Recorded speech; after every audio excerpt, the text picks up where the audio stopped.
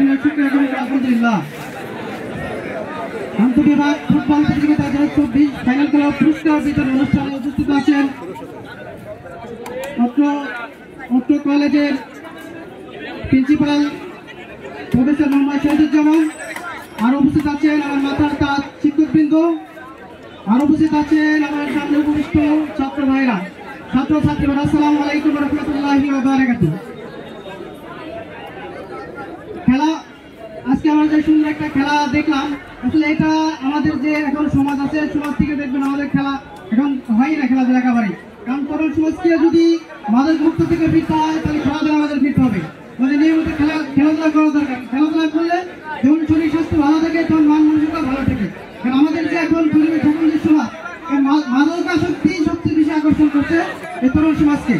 কারণ আমরা চারদিকে আমাদের মাদকাসক্তি এতভাবে আকর্ষণ করছে যে এতভাবে তারা মাদকাসক্তির উপর ঝুঁকে পড়েছে, তারা খেলাধুলায় ফিরতে পারছে না।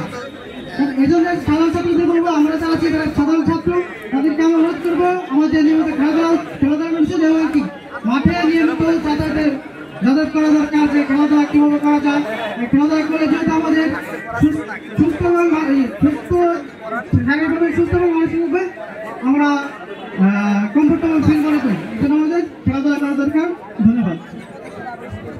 ধন্যবাদ মাহমুদ হোসেনকে সুন্দর বক্তব্য দেওয়ার জন্য।